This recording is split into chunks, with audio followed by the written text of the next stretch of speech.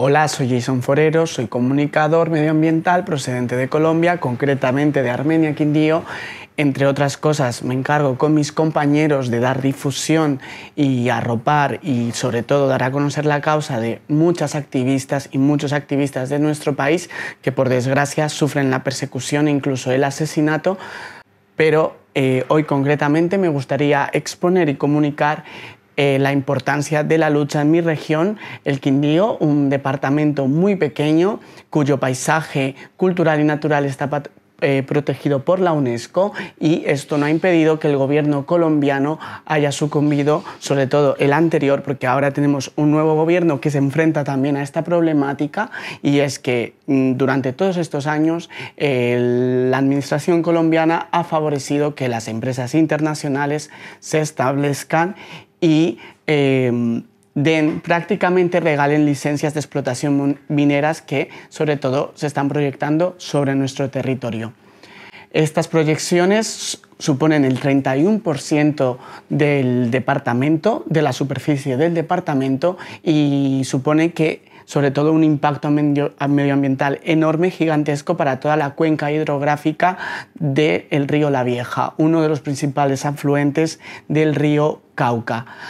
A pesar del impacto medioambiental que no se está considerando, también nos encontramos con la problemática social que afecta a todas las familias, muchas familias que se dedican principalmente al cultivo del café, uno de los buques insignias del país como producto y que sin embargo no se está teniendo en cuenta. Todo esto se remonta principalmente a las licencias concedidas de manera muy arbitraria a las multinacionales encargadas de los monocultivos de pino y eucalipto. Con esto hemos visto, o la población ha visto, cómo se ha contaminado las aguas y los suelos de sus cultivos, y por lo tanto se han empezado a generar desplazamientos forzosos de estas familias a los núcleos urbanos de Colombia. A pesar de esto, también en añadido como la problemática nos encontramos en que el país no reconoce este tipo de desplazamiento como categóricamente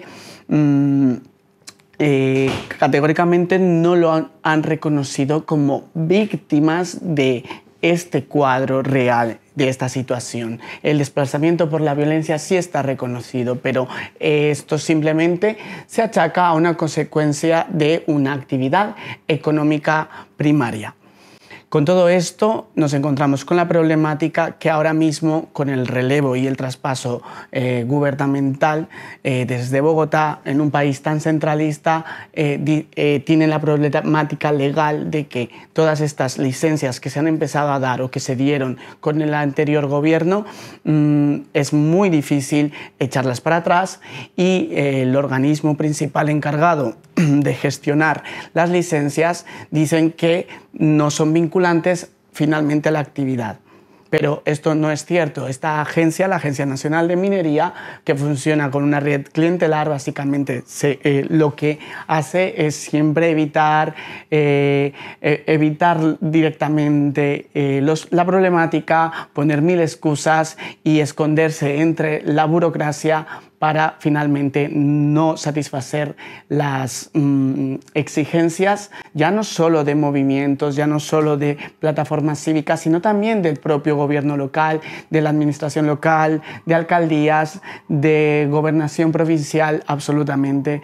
todo. En medio de esto está, como siempre, las beneficiarias de todo este juego, que son las multinacionales, que pasan desde las mineras hasta las que principalmente quieren explotar a través de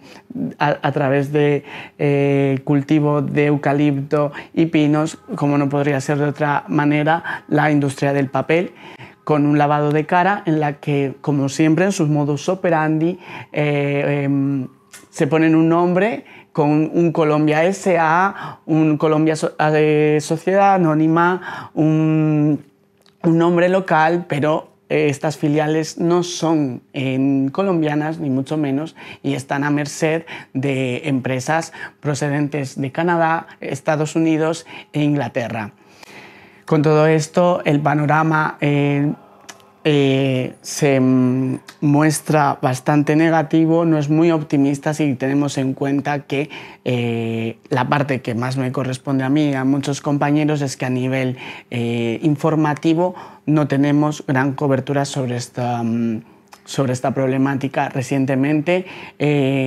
una compañera de Bogotá, comunicadora medioambientalista también, se encargó de hacer un informe extensísimo sobre la problemática de las licencias concedidas de forma irregular en mi región, concretamente en nuestra región, y este informe no se ha publicado en ningún medio nacional de Colombia y tan solo se ha publicado a través de Infobae España. Con esto, como siempre, nos encontramos también con la dificultad de poder denunciar esta mala praxis negativa en todas las escalas, desde el pequeño consumidor, que ya no tiene el acceso, que cada vez va teniendo menos acceso a la agricultura de cercanía, como del propio agricultor, de las personas agricultoras, de las familias que vivían de la economía agropecuaria, que cada vez está yendo a menos y entra en conflicto con la actividad del turismo o el falso vendido por el anterior gobierno colombiano como